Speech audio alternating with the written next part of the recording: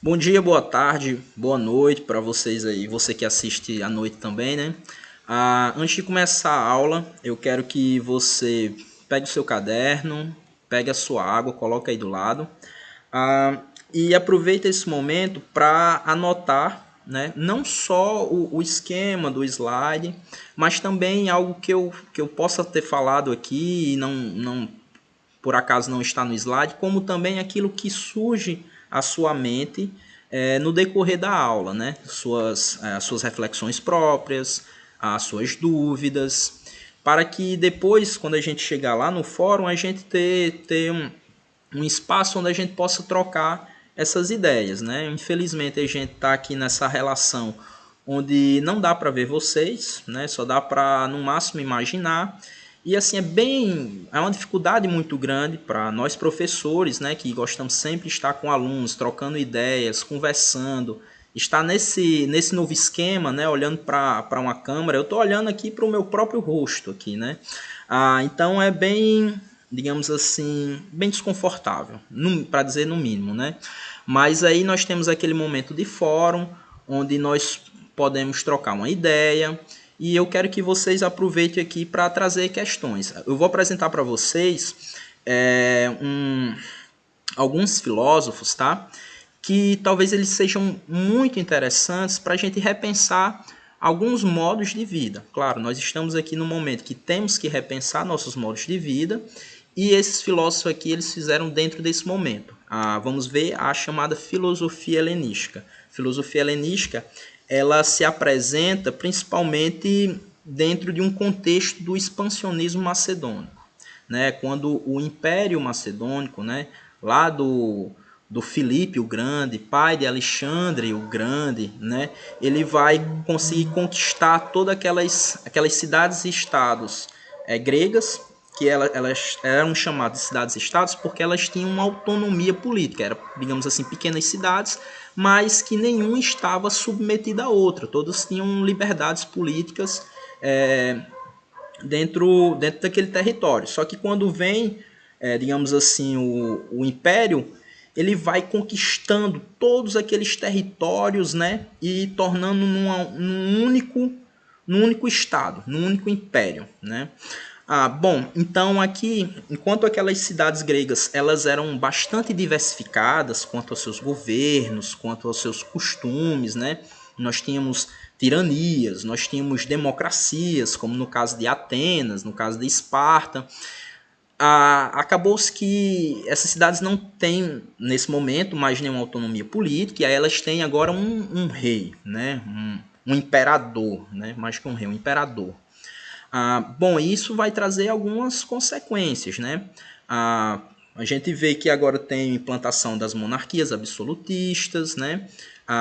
Quando eu falo teocráticas, está mais ali voltado para o século I, né? Até então a gente está pensando ainda no pensamento que os cristãos chamam de pensamento pagão, né? O pensamento que ainda não está com Cristo, né? Só que a gente vai ver que algumas características aqui vão influenciar bastante o pensamento cristão, pensamento que a gente vai estudar na próxima aula, tá? Bom, foi um período também que houve um bom desenvolvimento científico, né? Nós temos aqui o Ptolomeu na astronomia, né? O Arquimedes na física, o Euclides, né? Na geografia, o Euclides, né? Que já naquele momento, a partir de seus estudos, ele já conseguia perceber que a Terra era redonda, né? Ele fez um experimento muito interessante, onde ele fez o quê? Ele colocou duas colunas, cada qual numa cidade diferente, distante da outra. E aí ele pediu para que alguém ficasse observando como era o movimento da sombra. E aí o que ele percebeu, pessoal? Ele percebeu que nesses dois territórios a sombra ela se movia de uma maneira diferente, onde dava para perceber que a Terra ela tinha uma certa curva, uma certa esfericidade, né? Interessante a gente retomar esse pensamento porque é um achado científico tão antigo e hoje as pessoas elas ainda estão pensando que a Terra é plana, tentando discutir isso, mas algo tão simples, né, que a humanidade já conseguiu alcançar. Bom, após o Império Macedônio ele se ruir, eu tenho uma expansão do Império Romano. Então, o Império Romano, que antes Roma era simplesmente uma cidadezinha pequena de bárbaros, quando ela pega a cultura helênica, helênica é a cultura dos helenos, a cultura dos gregos, né? Que o Alexandre e o pai dele vai pegar lá da Grécia Antiga, no lugar deles acabarem com a cultura do lugar, eles viram não, pô. Ele vira assim, pô, Grécia tem uma cultura absurda, capaz de fazer a gente ter diversos avanços científicos, civilizacionais, desculpa aí, é um engancho.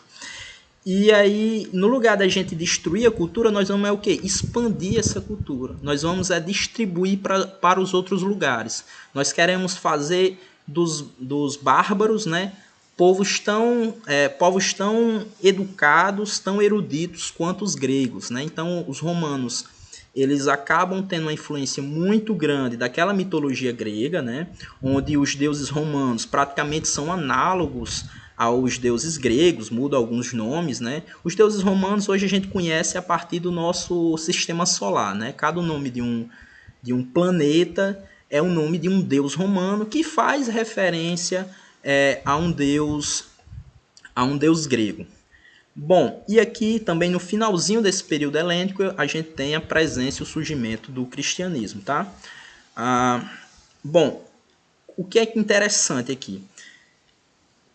Na cultura helênica eu tenho um certo sincretismo de duas culturas, a cultura tanto ocidental quanto a cultura oriental. A cultura ocidental ela é baseada num certo individualismo, né? Onde o homem ele procura se construir por si só, ele procura se distinguir dos seus iguais.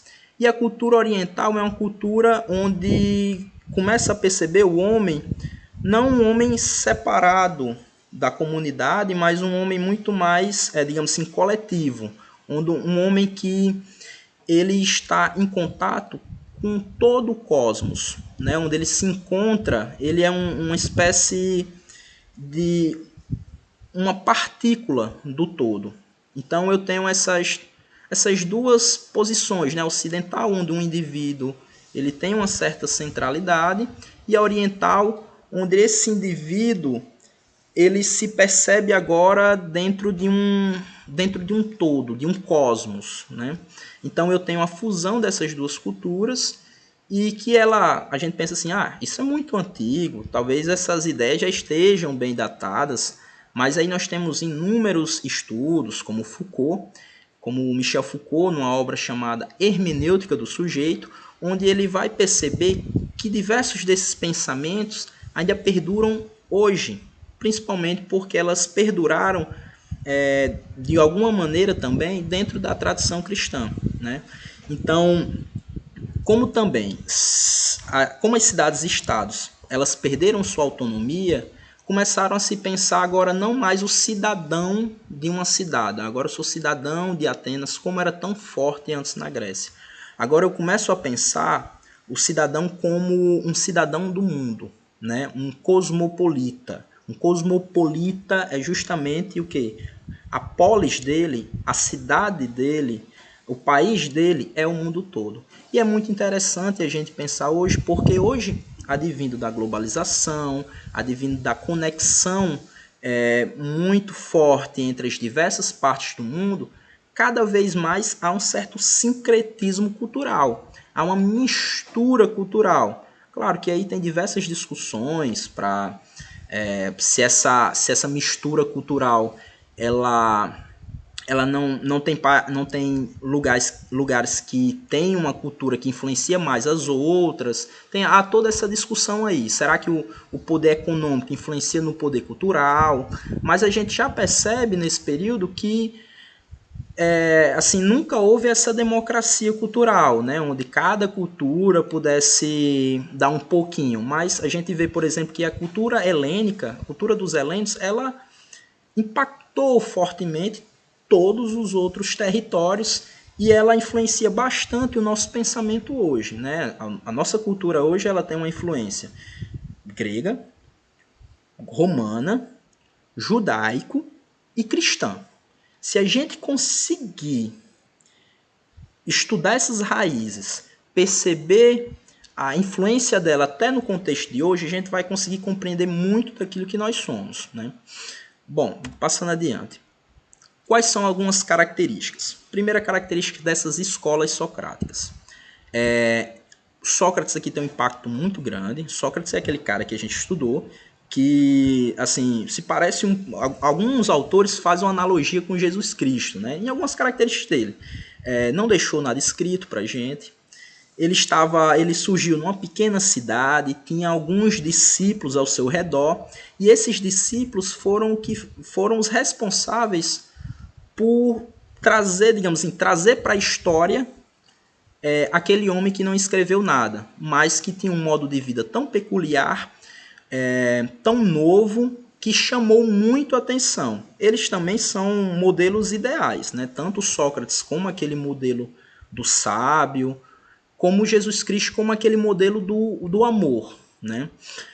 Bom, há uma influência aqui também oriental, né?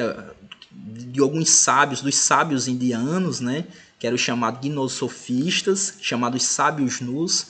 Eram aqueles caras que, apesar de todo problema, né? Apesar de todo problema que existia, eles mantinham a sua calma, né? Eles também tinham um pensamento que tentava retornar a uma vida mais natural, se desprendendo das convenções sociais, pois eles viam que as convenções sociais eram corriqueiras, eram cheias de falatório, de moda, e fazia com que o espírito ele sempre ficasse, digamos assim, de alguma maneira perturbado, seja atrás de bens, seja de bens que nem eram tão necessários para uma vida, para uma sobrevivência, atrás de reconhecimento político, atrás de reconhecimento social, né? E eles se distanciavam.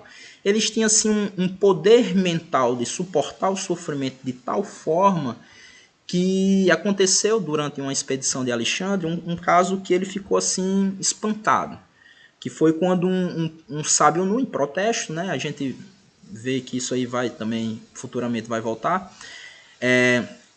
Num protesto, os próprios sábios ateavam fogo em si mesmos e ficavam calados. A gente vê que esses tipos de protestos também se repetiram mais adiante, principalmente no Tibete, onde monges em protestos contra, digamos assim, o domínio chinês na região, eles ateavam o fogo em si próprio, sem reclamar, calado como uma forma de protesto, né? Bom, a filosofia aqui, ela vai naquilo que ela é mais fundamental. A gente já estudou filosofia, estudou inúmeras ideias complexas, ideias que fogem do senso comum.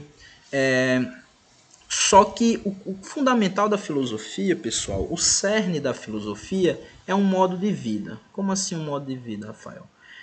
Todas aquelas teorias, toda aquela metafísica que a gente falou, toda aquela física, elas tentavam orientar o ser humano para um modo de vida específico que fosse diferente do senso comum, diferente das pessoas cotidianas, né? Eles tentavam buscar um modo de vida que fosse racional.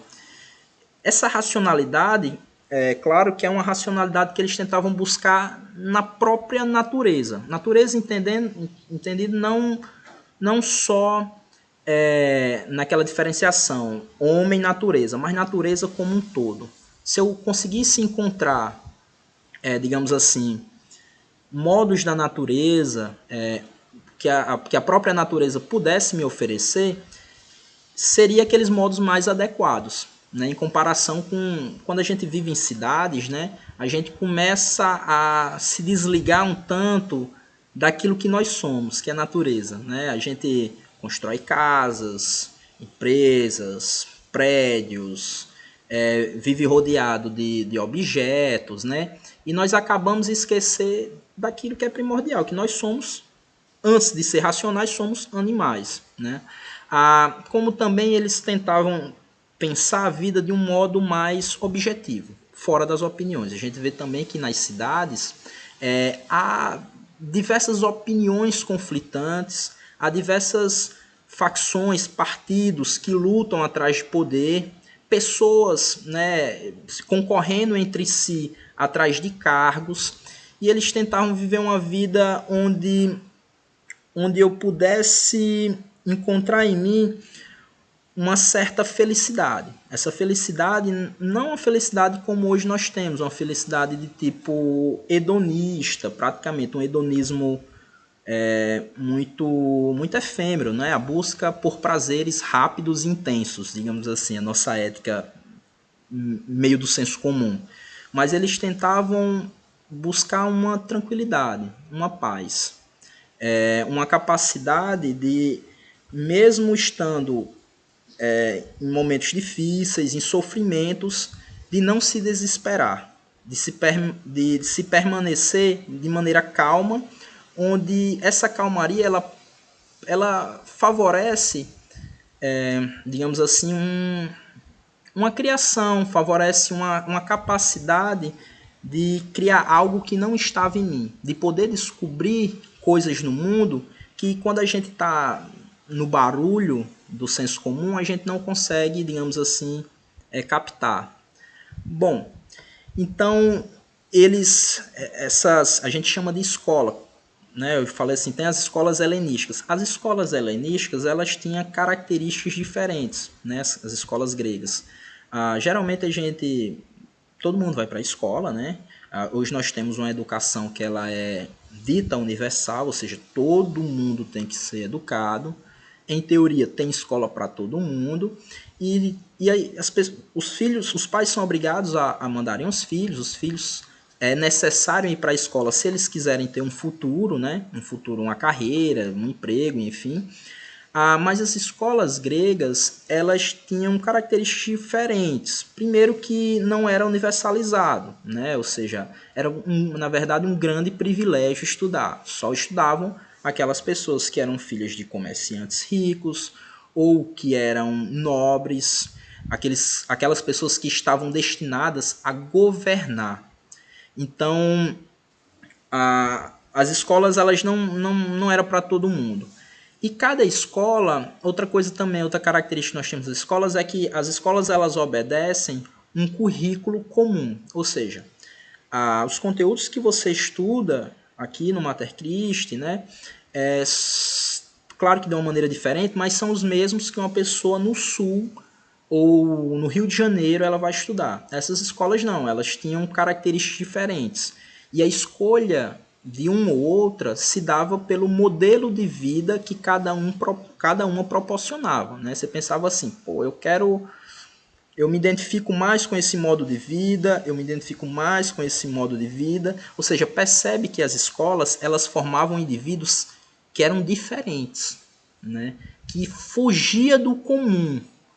Então, hoje em dia não, nós temos umas escolas que todo mundo meio que tem a mesma formação científica.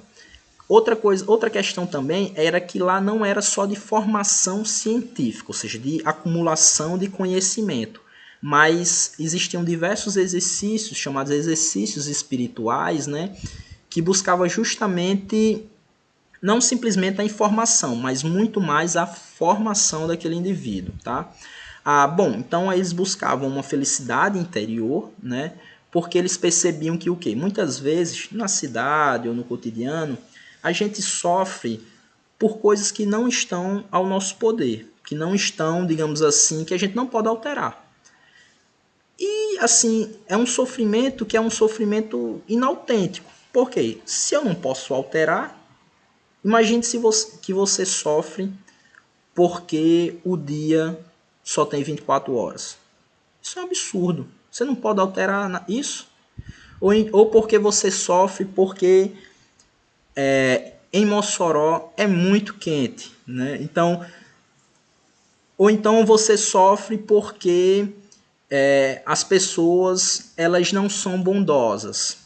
Ou você sofre porque quem está governando é um governante X ou Y. São diversos sofrimentos que nos afetam, mas que a gente não nos afeta e a gente fica nos traz raiva, a gente fica perturbado, a gente não consegue fazer nada, a gente sempre fica o quê? Reativo, reagindo a tudo isso.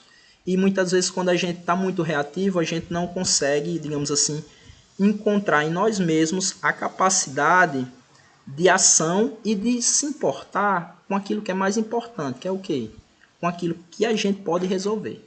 Então, muitas vezes a gente fica preocupado com coisas que são muito maiores do que a gente, mas estão fora da nossa alçada, e não nos importamos ou deixamos de lado com aquilo que nós mesmos podemos interferir, influenciar, tá? Bom, e aqui durante esse período há uma separação um pouco entre o homem e o cidadão, no sentido que se antes os cidadãos gregos eles poderiam influenciar na política, aqui não mais, porque quem manda é o imperador. Então, como eles não podem mais influenciar a política, eles vão se voltar muito mais para dentro de si mesmo. Vamos pensar no nosso momento agora, né? Tem algo que a gente não pode mudar, que é a pandemia, que é o Covid e tudo que ele traz. Há mudanças estrondosas que muitos de nós, todos nós nunca nem vimos isso acontecer. A gente não sabe como é que vai ser o futuro, não tem como a gente controlar. E muitas vezes esse é um momento que traz sim uma frustração, porque tínhamos diversos planos, uma frustração porque a gente não consegue ver nossos amigos, não consegue ver nossos parentes, mas isso a gente não tem como o quê? Controlar. Cabe então o quê? Cabe então trazer um novo olhar e poder pensar o que é então que eu posso fazer. E outra questão também, que é o quê? Muitas vezes a gente quer muito interferir naquilo que está fora de nós. A gente quer interferir, quer mudar o mundo, quer mudar o comportamento das outras pessoas, mas acabamos de esquecer o olhar para dentro, de parar um momento e ver, pô, e você? Quem é você? Onde você está no mundo? Qual é o seu desejo?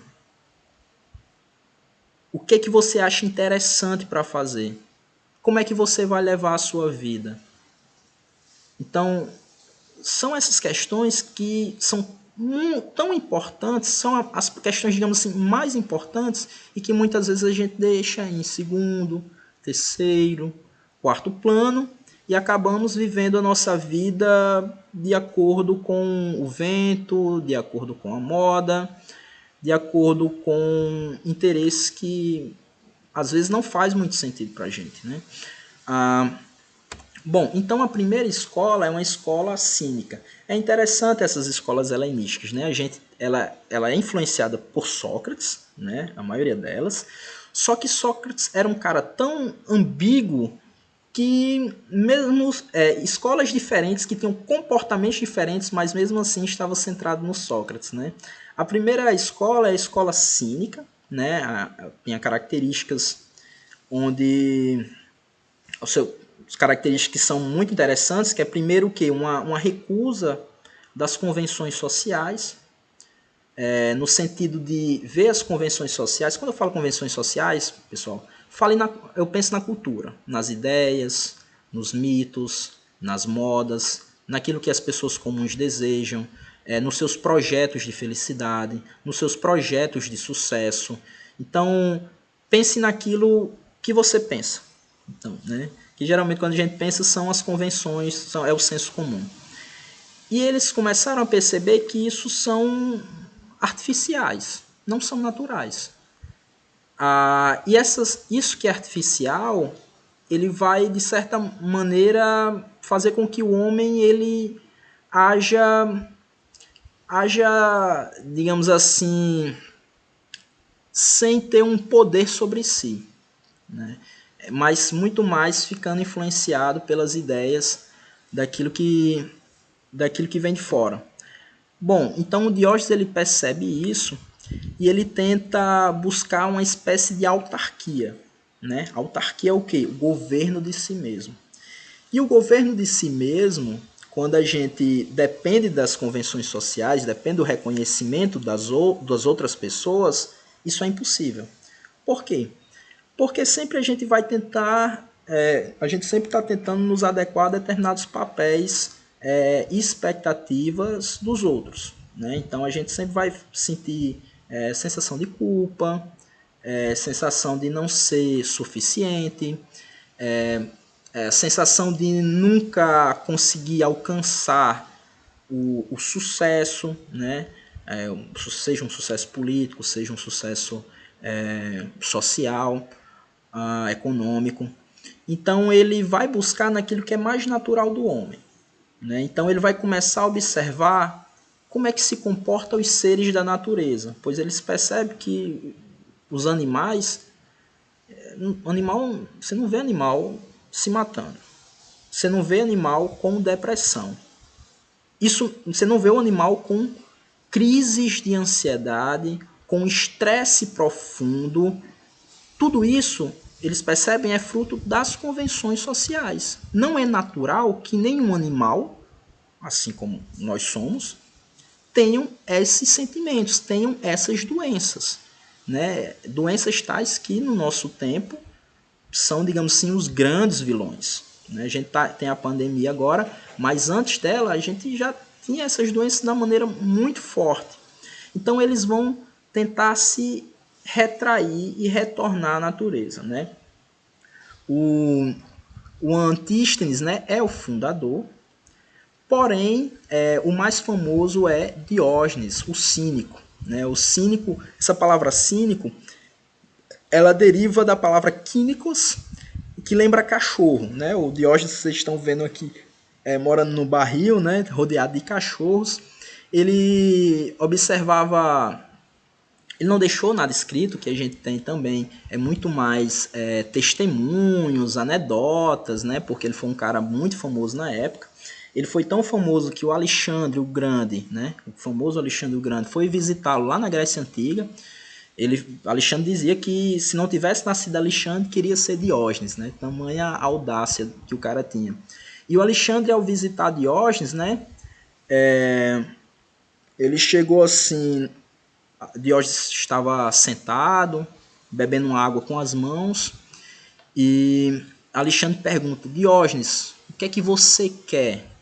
O que você desejar, eu te dou.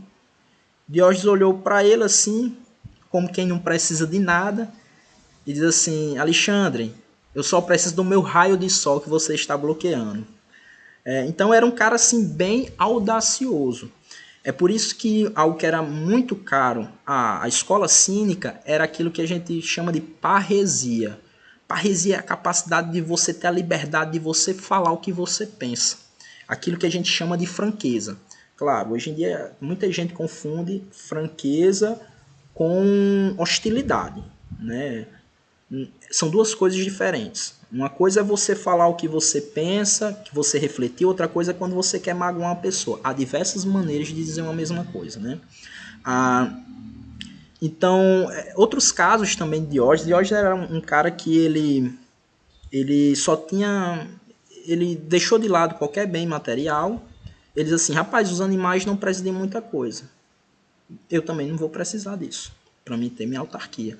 Porque ele percebeu que o quê? Quanto mais coisas a gente tem, mais tempo a gente tem que gastar cuidando delas. Imagina uma pessoa que ela tem uma casa muito grande. Ou ela precisa ganhar muito dinheiro para pagar alguém para cuidar da casa, ou essa pessoa ela precisa passar muito tempo cuidando dessa casa. Se ela tiver 3 carros, ou ela precisa trabalhar muito e ganhar muito dinheiro para cuidar desses 3 carros, ou ele precisa estar direto cuidando, né? Lavando, fazendo manutenção, etc. Então ele diz assim: então não vou precisar de nada. Ele só andava com uma cuia. Só que teve um dia que ele percebeu que o quê? Uma criança bebia com as mãos. Ele, então, nem da cuia eu preciso, né? Ele morava num barril. É interessante que ele veio morar num barril porque um amigo dele prometeu uma casa. Sendo que demorou muito. Ele disse assim: eu não preciso não quero mais não. Né? Aí morava dentro de um barril. Tem um personagem, né? Não sei se vocês... É um personagem um pouco antigo. Na minha infância eu assisti demais no SBT. que é Chaves, né? Chaves também é um personagem que mora dentro de um barril. Esse personagem ele é influenciado no Diógenes, né? Um personagem pobre, que tem ele é humorado, não está preocupado muito com convenções sociais, né? E ele é baseado nesse personagem. Uma outra anedota do Diógenes foi uma vez assim, ele por ser um personagem muito audacioso, muito brincalhão, uma vez ele estava ali rondeando, Platão e ele vivia trocando os bicos, sabe? Ele gostava muito de tirar brincadeiras com os filósofos, né? Com Platão principalmente. Platão uma vez estava com seus discípulos, né? Aí teve um discípulo que para fazer uma pergunta, como a gente fica, né? Um discípulo dele perguntou: Platão, o que é um homem? Aí Platão, para dar uma resposta rápida, né? Para dar uma resposta sem ter muito tempo, ele diz assim: rapaz, o homem é um bípede sem penas. Aí Diógenes escutou ali, aí diz assim: rapaz, esses filósofos falam todo no mundo, né? Ele chegou em casa, depenou uma galinha, e quando encontrou Platão de novo, fez assim: ó, pegue Platão, esse seu homem, né? Se o homem é isso, então pegue. Qual é a crítica dele? Ele vai dizer assim: o homem não é capaz de você definir o que é o homem a partir de conceitos, a partir de generalidades, a partir de ciência. O homem é o que é, as coisas são o que são. E há uma complexidade tão grande que muitas vezes quando a gente tenta explicar isso, e a gente esquece da realidade e nos prendemos na explicação. Então ele era um cara que ele sempre buscava, digamos assim, a realidade tal como ela é. Outro caso dele, né, foi uma vez ele foi convidado para ir para um jantar na casa de um homem bem rico, né? E ao chegar lá, pelo homem já conhecer a figura, disse assim: ó, Diógenes, por favor se comporte aqui na minha casa. Minha casa é um lugar que acabou de ser limpo, né? Eu conheço já você, eu respeito, mas eu quero que você se contenha aqui, né? Você não suje esse ambiente. Aí Diógenes ele encheu seu peito, um catarro, e cuspiu mesmo na cara do homem, né? Isso para tirar onda. O cara assim, perturbado, disse assim: rapaz, Diógenes, por que você fez isso? E Diógenes rindo da cara dele assim: eu não encontrei lugar mais adequado então para que eu possa escarrar. Então ele era um figurão, claro que isso são anedotas, né? Atribuído a ele, mas o que é interessante no cinismo é justamente essa capacidade de pensar além das convenções, né? De tentar buscar uma vida mais natural, uma vida mais autárquica, ou seja, para mim, uma vida onde eu possa governar a mim mesmo. Diógenes aqui, uma frase do Diógenes, ele fala: se o corpo chamasse a alma perante a justiça, ele a convenceria facilmente de má administração. Né? Eu quero que vocês reflitam um pouco nessa frase e no fórum vocês me digam o que vocês acharam, tá? Vamos aqui então para outro. Opa, deixa eu só fazer uma observação. Muitas vezes a gente fica preso na noção de alma, né? Como se a gente tivesse uma alma que fosse apartado do corpo, como a ideia que tinha o Platão, né? O Platão ele pensava que alma e corpo separado, e a alma então seria aquela parte do homem que administraria o corpo.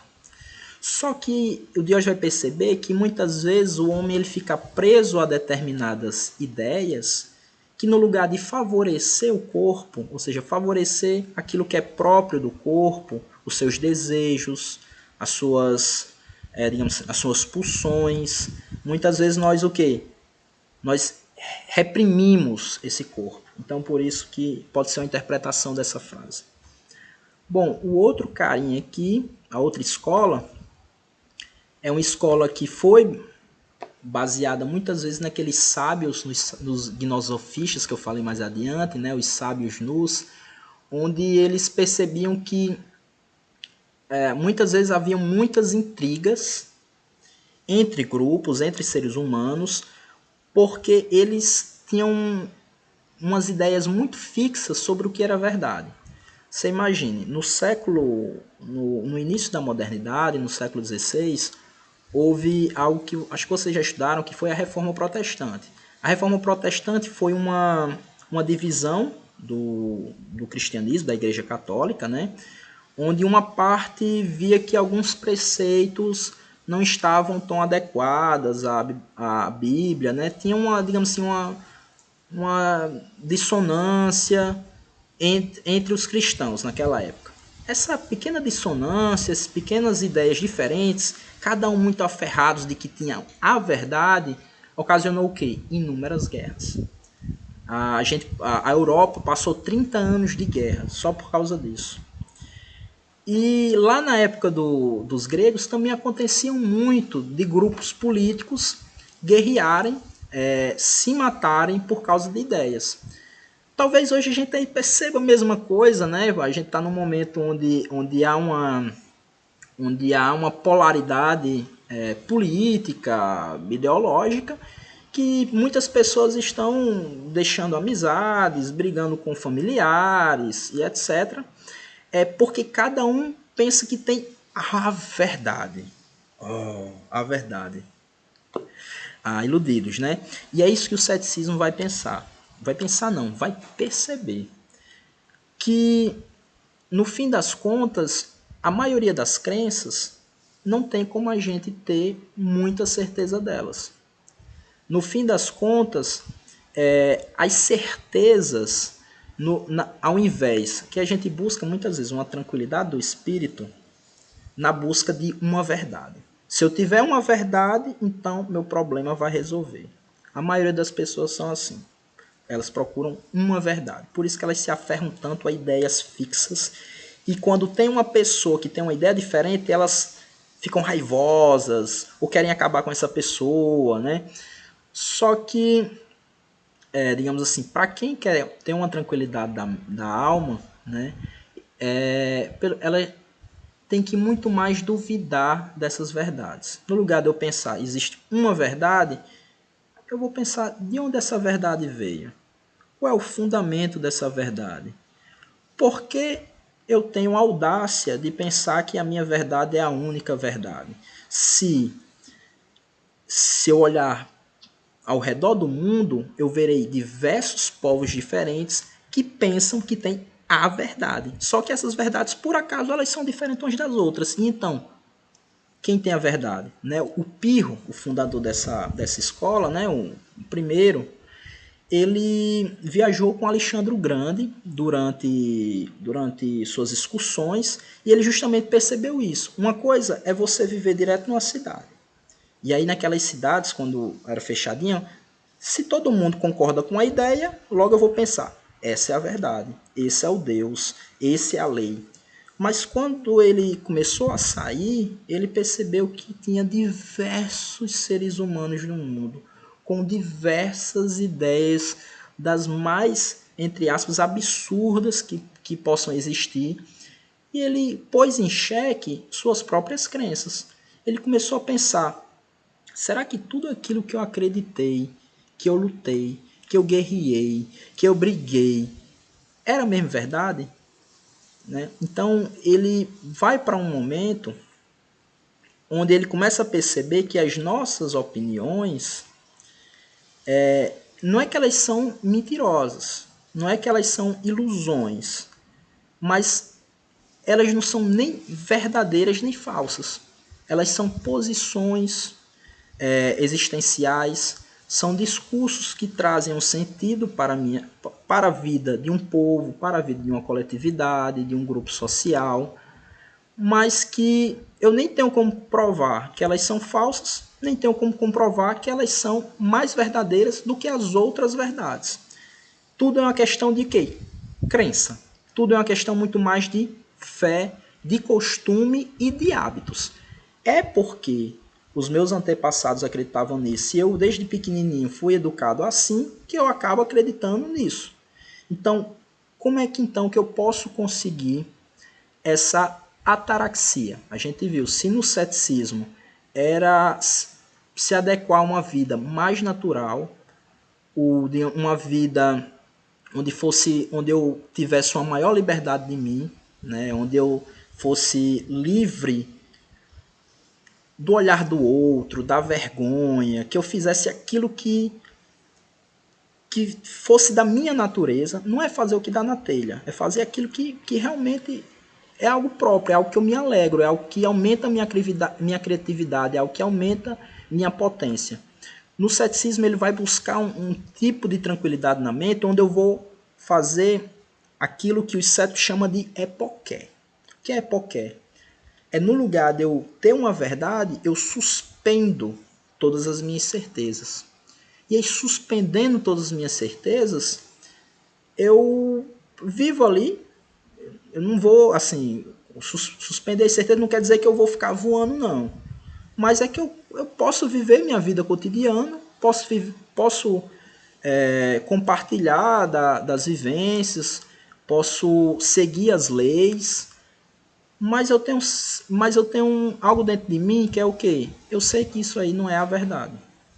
Eu compartilho essas ideias, faço aí o que as pessoas estão fazendo, mas eu não fico frustrado se tiver alguém com uma ideia diferente, tiver alguém com uma ideia nova, ou se eu não conseguir alcançar aquilo que é esperado. Por quê? Porque isso são somente convenções sociais que não são verdadeiras nem falsas. Então, esse é um espírito mais cético, né? Aí tem uma frase do Sexto Empírico, que é um dos céticos depois de Pirro, surgiu depois de Pirro, que ele fala assim, ó, pode ser, pode não ser. A maioria das questões e das guerras, né, que vem através de uma verdade, é por uma ideia que pode ser, mas também pode não ser isso. Então, aqui é outro modo de se pensar filosoficamente, né? Eu vou estudando as teorias e vou tendo um ar cético de duvidar sempre, dúvida. Se você duvidar até o final, você vai ver que muitas das ideias elas têm pés de barro, né? Ou seja, elas não têm fundamento algum. Então, se elas não têm fundamento algum, elas não são, não é que elas sejam falsas ou ilusórias, o que é a verdade então, mas que também elas não são verdadeiras. É tanto que se a gente estudar um pouco da história humana, a gente vai perceber o quê? Que aquilo que é considerado verdade pelo homem vai se modificando diversas vezes. E aquelas verdades que são consideradas naturais, que são consideradas verdades imutáveis, com o tempo elas mudam. Então, se elas mudam, é porque não eram a verdade como todos buscam, né? Uma frase do Pirro, não mais isto que aquilo, ou seja, não vou me alterar nem com uma ideia nem com outra, né? Bom, então eu tenho todo um processo aqui, né? Primeiro eu penso o quê? As nossas sensações, elas não são falsas nem verdadeiras. Vou para um momento de o quê? De não me agarrar a nenhuma crença, que ele chama de acatalepsia, e depois vou partir para um processo de epoqué, né, de suspensão do juízo. Essa suspensão do juízo ela pode favorecer o quê? Aquilo que é tão caro, que é a ataraxia. Ataraxia quer dizer imperturbabilidade, ou seja, a capacidade de manter a minha alma numa paz interior, apesar dos pesares, né? Apesar das catástrofes. Né? Pensa aí nas catástrofes que estamos vivendo. Bom, então, o que a gente está vendo aqui? Que mais importante do que as teorias, mais importante do que, digamos assim, o discurso racional, é a finalidade desse discurso. Que a finalidade está muito mais voltada a um estilo de vida, a um modo de viver, a um modo de ser sujeito, de ser indivíduo. Tá? Essas escolas vão influenciar outras, e aqui vai surgir, por exemplo, essa escola aqui que é o epicurismo. O epicurismo ele surge com um cara chamado Epicuro de Samos, né?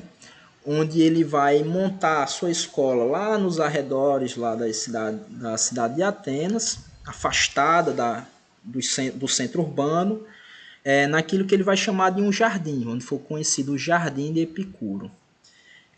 Epicuro, ele então vai convidar, né, lá no seu jardim, seus amigos, aquelas pessoas com quem necessitam ou querem mudar a sua vida. Então existe sempre nessas escolas há uma espécie, a ideia de conversão, né? Tal qual a religião tem isso, né? O que é uma conversão?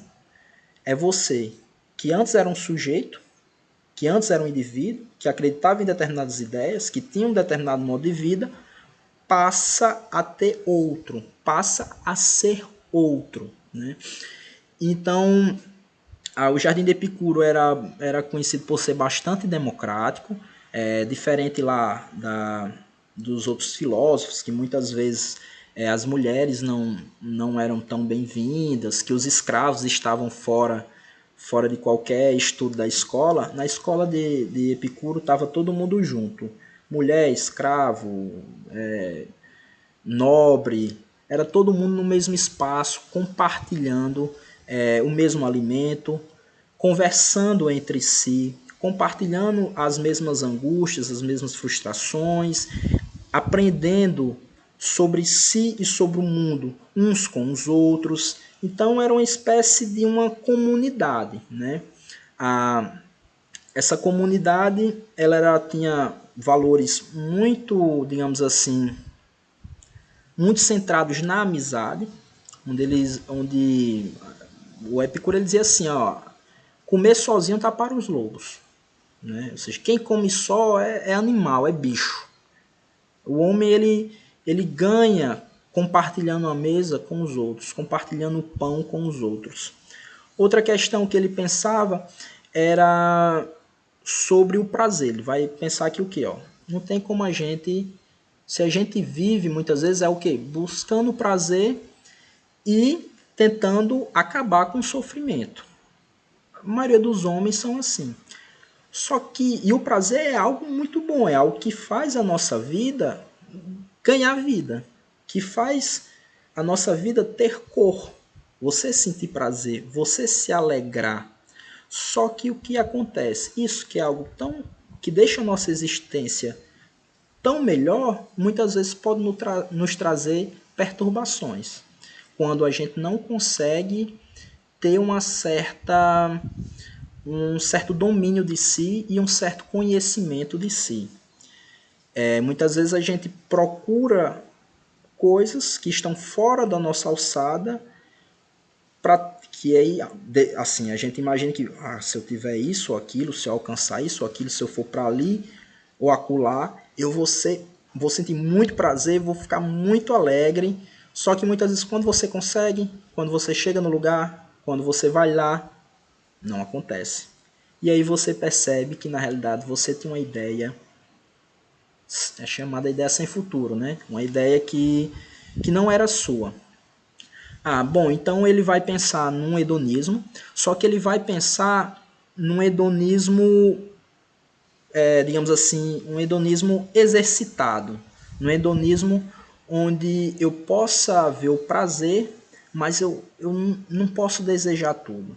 Porque muitas das coisas que eu desejo, primeiro, eu não posso alcançar, segundo, ou é muito difícil de alcançar, e terceiro, elas trazem sofrimento. Você imagina uma pessoa que gosta de se drogar, né, de beber muito.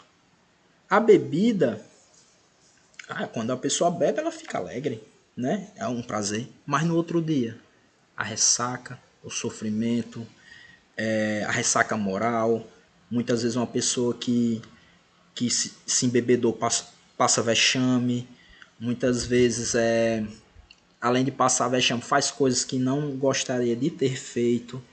Então, é interessante a gente saber que tipo de prazer é mais interessante, tá? E é por isso que ele dá um manualzinho, que é o quê? Buscar determinados prazeres, que são os prazeres mais naturais, e tentar rejeitar outros, pois esses são causam muito perturbação. Bom, então eles vai pensar, olha aqui, em prazeres naturais e necessários. Ele vai dizer assim: se é natural e necessário, na ausência desses prazeres, você vai sofrer. Que prazeres são esses? São prazeres oriundos de necessidades fisiológicas, da própria sobrevivência. Então a gente precisa o quê? A gente precisa de mantimento, né, ter uma moradia, a gente precisa de ter o que se alimentar e ter o que beber. Pronto. Tendo isso, ele já vai dizer, você já tem uma fonte enorme de prazer. A questão é que a gente está tão perturbado pensando em ter grandes prazeres, grandes conquistas, que a gente está comendo às vezes uma comida bem saborosa, bem gostosa que a mãe faz, né? E pensando na preocupação no dia. E acaba não saboreando, acaba não tendo prazer com aquela comida. Né?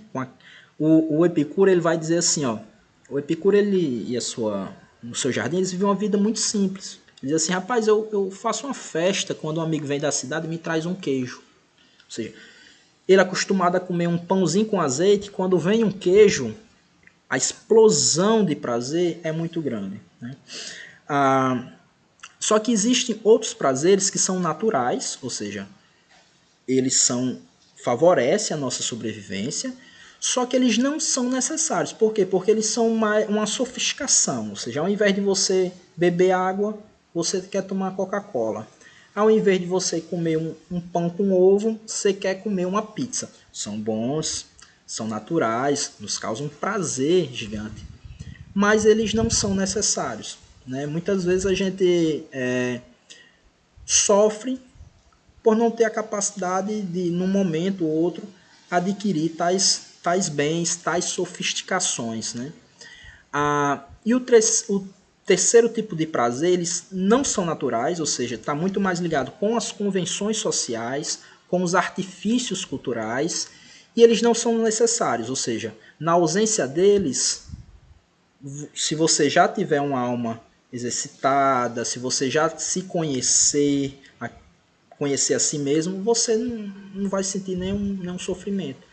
E esses prazeres não naturais e não necessários, ele estava muito ligado à requisição de reputação política, de reconhecimento social, daquilo que a gente chama de sucesso, né? Digamos assim, aquilo que as pessoas estão buscando nas redes sociais, por exemplo.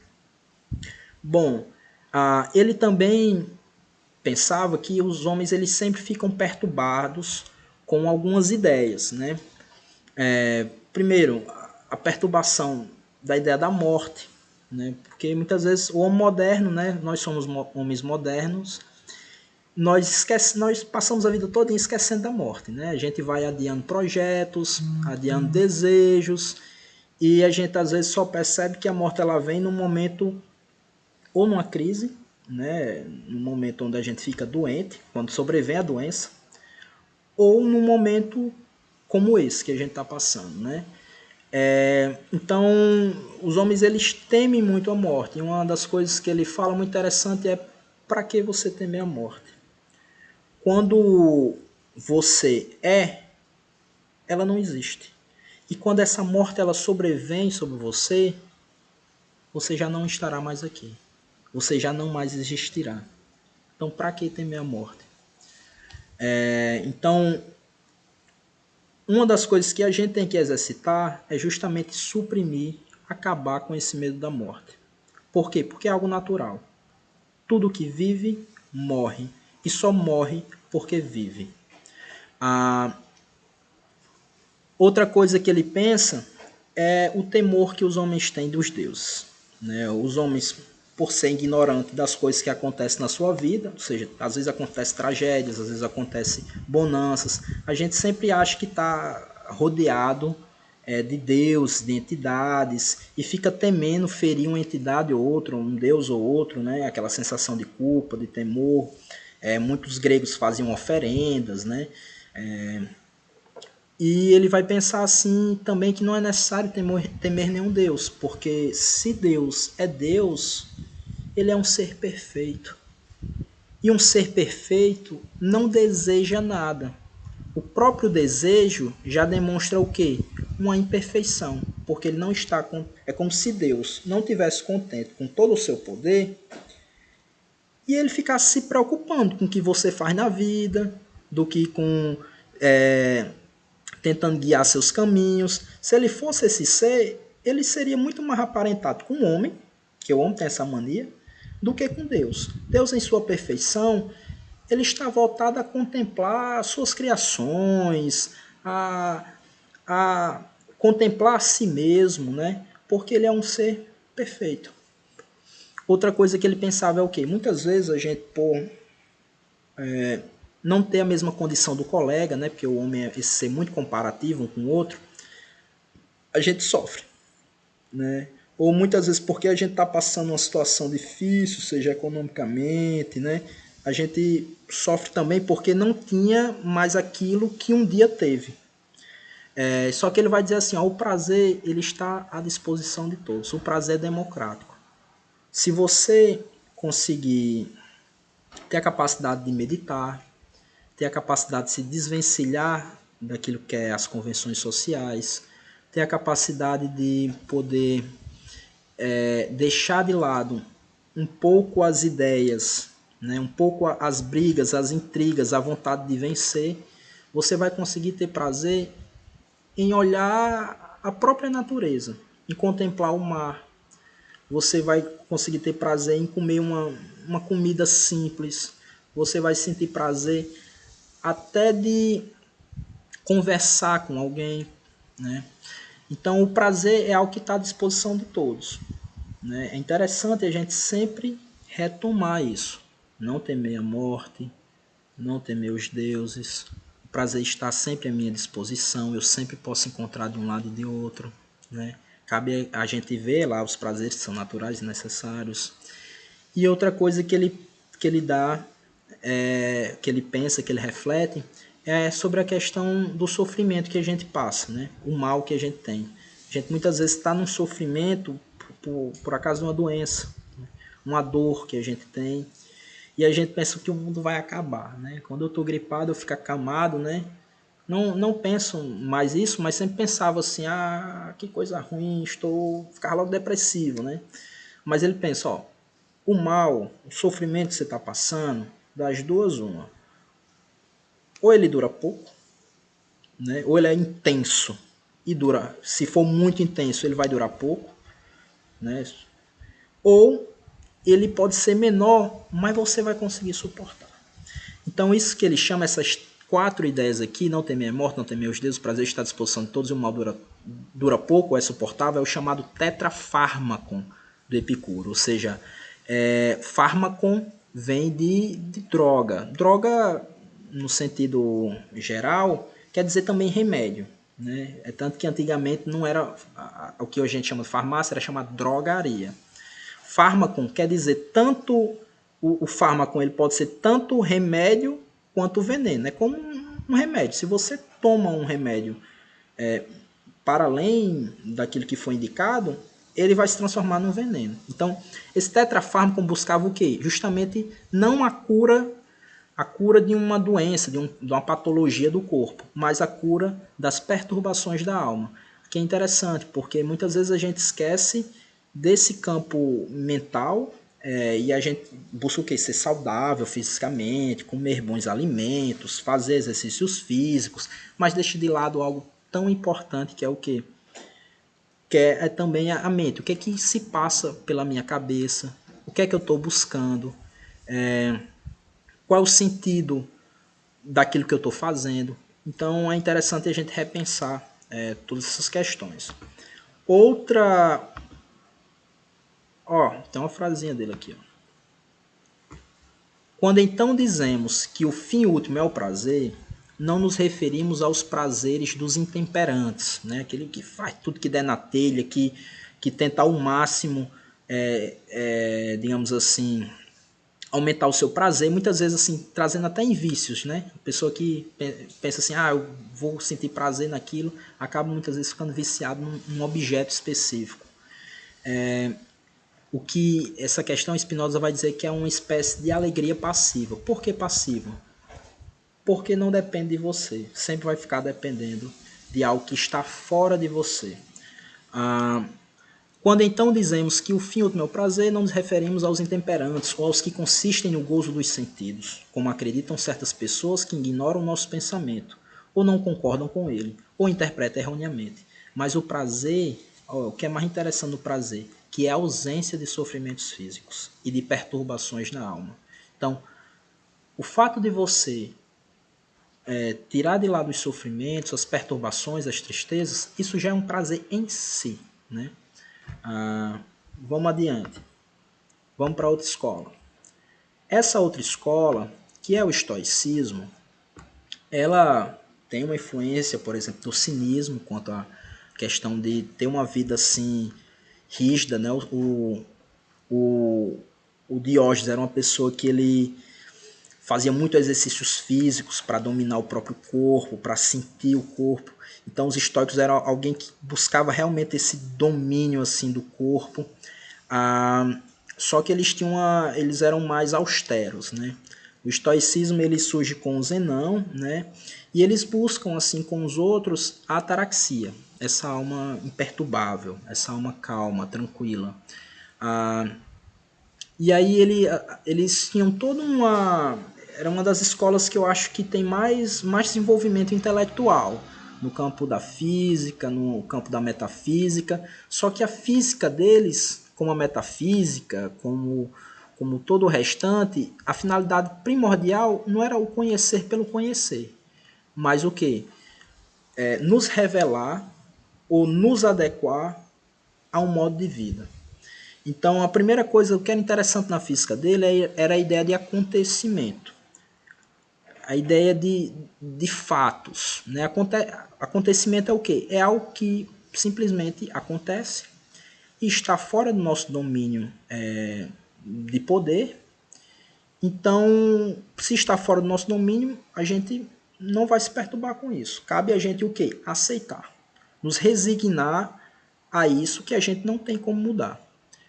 Só assim a gente vai deixar de ser reativo, ou seja, reagindo a coisas que não podemos mudar, para poder sermos mais ativos a partir daquilo que o contexto me dá. Ou seja, no lugar de eu ficar sofrendo por causa de um revés ou de um acontecimento que tirou de lado meus planos, eu vou tentar o quê? Isso aqui eu não posso mudar. Eu penso o quê? O que é que eu posso fazer a partir disso, então? Né? Então, eu tenho que me centrar nisso, naquilo que eu posso fazer. A ética, então, buscava uma imperturbabilidade e eu tinha diversos exercícios espirituais na época, que é interessante até hoje, né? Alguns aplicativos ainda utilizam esses exercícios, por exemplo, de escrita, né? O exercício da escrita é você,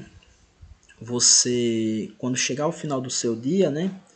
Você pensa tudo o que aconteceu no seu dia, o que você fez, se você fez aquilo que estava dentro dos seus planos, se você deixou alguma coisa de lado. Porque muitas vezes na correria do dia a dia nós esquecemos daquilo que a gente tinha planejado para nós mesmos, dos nossos próprios objetivos. E o final da noite é esse momento onde a gente faz esse balanço.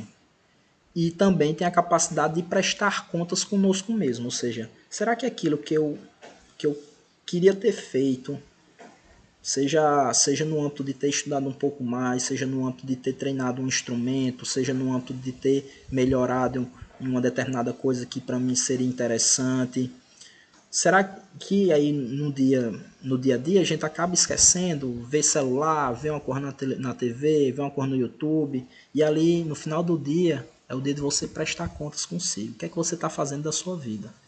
Porque, primeiro, o tempo da vida ele é finito. Digamos assim, uma pessoa em média ela vai viver, digamos assim, 80 e poucos anos. Desses 80 e poucos anos, nem sempre a gente vai ter a mesma força que a gente tem na juventude. E aí, o que é que você está fazendo nesse tempo? Cada dia que você acorda, né, é um dia menos de vida. Né? É um tempo a menos de vida. Então, se você perde uma semana, E que quando você olha pro final dessa semana, essa semana, você olha assim, rapaz, eu não fiz nada que preste. Nada que me contribuiu, nada que me tornou melhor. Você perdeu grandes, ótimas oportunidades. Ó, quantas vezes eu já pensei assim, por exemplo, no meu caso, não é o caso de vocês. Eu gostava, assim como vocês, de jogar videogame, jogar joguinho de celular, ficava viciado, às vezes baixava um jogo e passava a madrugada inteira. Até no momento que eu disse assim, cara, eu gastei 4 horas nesse jogo.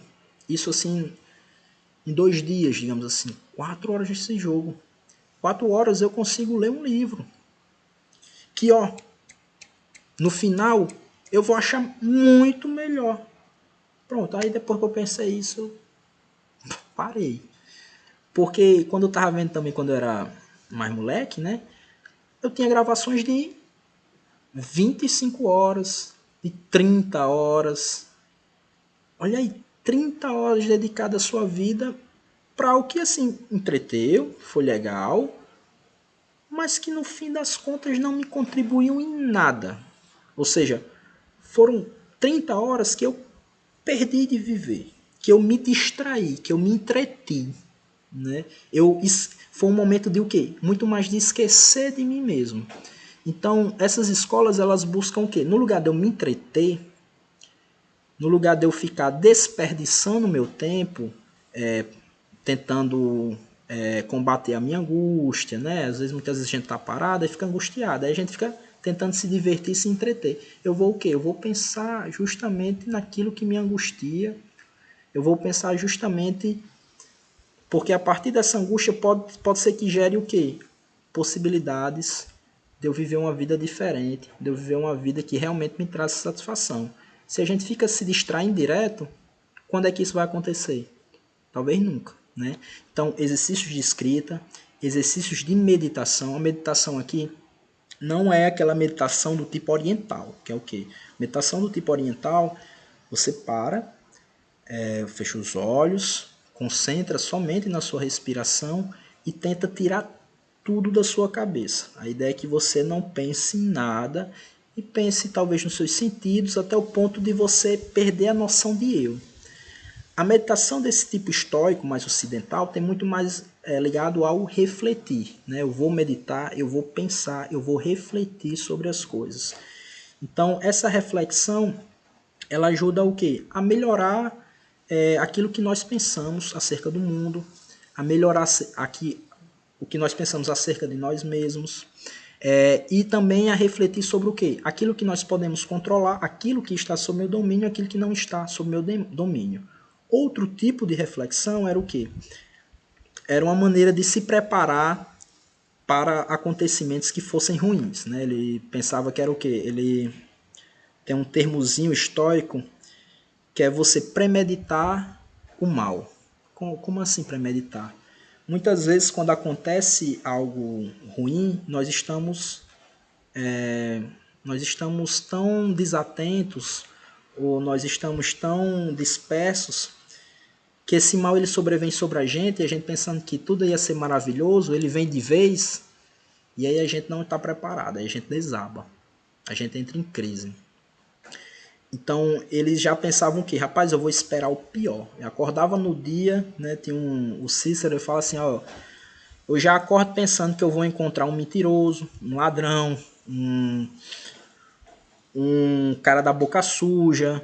Eu já vou pensando que eu vou encontrar o pior tipo de gente. Então, o que me acontecer de ruim, eu já estarei preparado. Então, é quase como se você preparasse a sua mente para ser uma fortaleza, né? Uma fortaleza capaz de, a partir de tudo que possa vir para você, você já está preparado.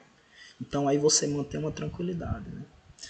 Bom, olha aqui o que Sêneca vai falar. O homem que sofre antes de ser necessário sofre mais que o necessário. Bom, aqui ele vai falar o quê? Muitas vezes a gente está sofrendo, né, sofrendo sem necessidade. Né? Quer sofrer sem necessidade? Sofrer principalmente aquilo que está fora do nosso domínio. E aí sofremos muito mais do que aquilo que é necessário. Bom, vamos adiante para não atrasar. Bom, aqui eu vou deixar uma questãozinha para vocês, tá? Para vocês estudarem um pouquinho como é que ela é do Enem.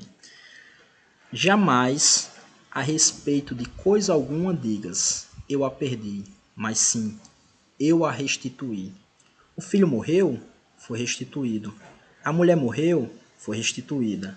A propriedade me foi subtraída, então também foi restituída. Mas quem a subtraiu é mau. O que te importa por meio de quem aquele que te dá e pede de volta? Na medida em que ele der, faz uso do mesmo modo de quem cuida das coisas de outrem. Do mesmo modo como alguém, os que se instalam em hospedaria. Desculpa. Mas a ideia basicamente é o quê? Tudo que você tem, você pensa o quê? Isso aqui não é meu. Isso aqui vai acabar. Isso aqui, alguém vai pegar de volta o que é. Que aí quando você perde, você já não sofre por isso, né? Bom, então, características do estoicismo, né, presente nessa citação do filósofo Epiteto, é explicar o mundo com números. A gente está muito mais ligado ao quê? Com Pitágoras, né? Lá pré-socrático. Identificar felicidade com prazer. A gente percebe que não é a felicidade com prazer está muito mais voltada ali com o epicurismo. O estoicismo está muito mais, ele pensa muito mais o quê? Eu tenho que controlar os meus desejos, né? Uma coisa que eu não tinha dito anteriormente, né? Mas o estoicismo, ao invés de buscar prazer, ele vai dizer assim, ó, o prazer ele já é um sofrimento em si. Por quê? Porque eu só consigo ter prazer se antes eu trouxer dentro de mim um sofrimento. Que sentido? Quando é que você vai sentir prazer quando come? Quando anteriormente você estava com fome. E fome é um sofrimento. Quando é que você vai sentir prazer quando você bebe água? Quando você estava com sede. E sede, então, é um sofrimento. Então, eu não posso pensar que a finalidade na vida é, digamos assim, ter prazer, quando na realidade, para mim ter algum prazer, eu tenho que antes sofrer pela falta daquilo que pode me dar prazer. Então, ele vai pensar que no lugar de eu ir atrás daquilo que eu desejo, eu preciso muito mais, digamos assim, tentar me resignar do meu desejo. Tentar amar o amor fati, né? Amar o fato, amar o acontecimento, amar as coisas como elas são, né? Então, aceitar o sofrimento com serenidade, saber questionar. Interessante isso aí, eu acho que é isso aqui mesmo, né? Mas vamos lá. D. Questionar o saber científico com veemência, aí está muito mais ligado assim, de maneira muito forçada, a gente poderia dizer assim, um ceticismo, talvez, mas nem.